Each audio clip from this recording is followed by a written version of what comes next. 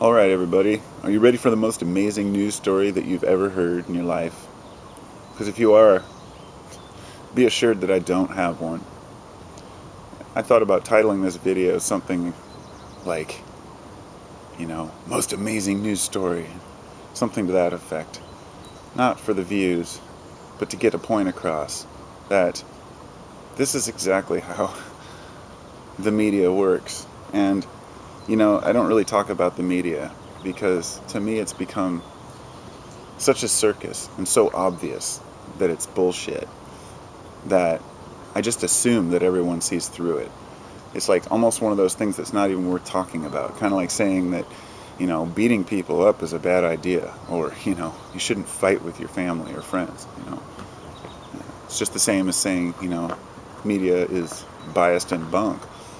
But I don't watch the news. I haven't watched the news in years. I don't care what's going on in the little pathetic world that they consider important. When I see a story come on of some kid that got kidnapped in some other state, I really honestly don't have much of a feeling of interest in the story. Not because I don't feel for people, not because I don't care about people, but because these things happen all the damn time. Every single day, people are being raped, murdered, pillaged, all around the world. And it doesn't mean that we should neglect individual stories, but it does mean that the individual stories are nothing more than ratings, something for ratings. See, news was at one time about bringing information, but newscasters always have to be repaid for their efforts. So obviously you have to cater to what people want to hear. And, if you're talking about the major world issues every day, if every newscast came on and started talking about the wars in the world and the real things that were going on and the, people as a whole instead of specific individual little stories, who knows? But that's not the way it is. So here we are. And the reason why I decided to make this video is I just got done watching a episode of Family Guy. American Dad. It's one of my favorite shows. And it's a way to put real issues into cartoon format, and it's funny to me. And the one was about they stage Steve's kidnapping in order for everybody to get a little bit of what they want, because the news reporter wants to get the story, and his sister wants to get to be a news reporter and get her story out, and so they set up this whole funk thing to kidnap him, and it causes all these problems, and everybody ends up screwed. Well, it's so symbolic of the way that things really go. It's like these stories get made up about, let's say, what could have happened, what might have happened. And this is where news separates from me, is when they start speculating. I'll give you the example, the one that really got me thinking.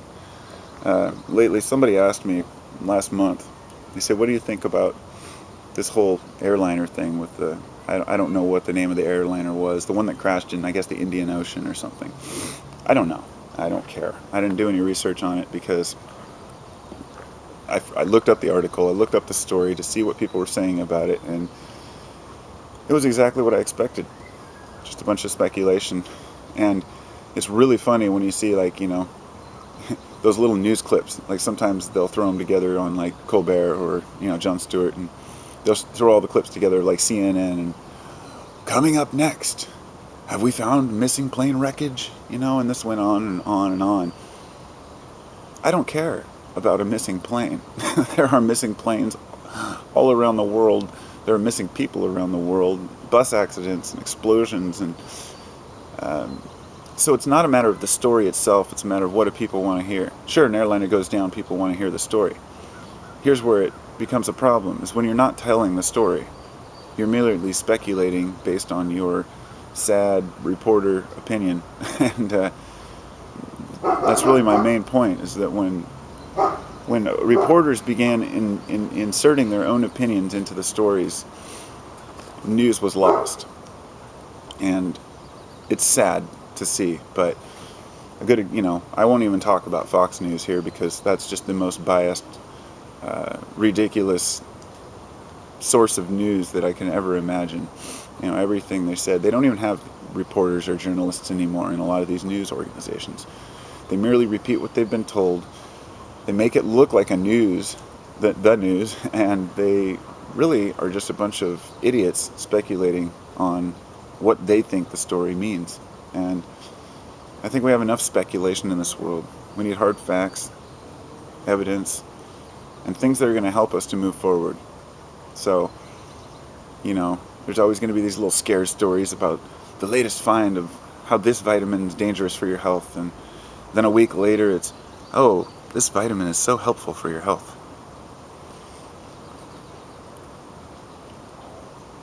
The reason why it upsets me is because it gets entire communities of people convinced that something's true because they saw it on television.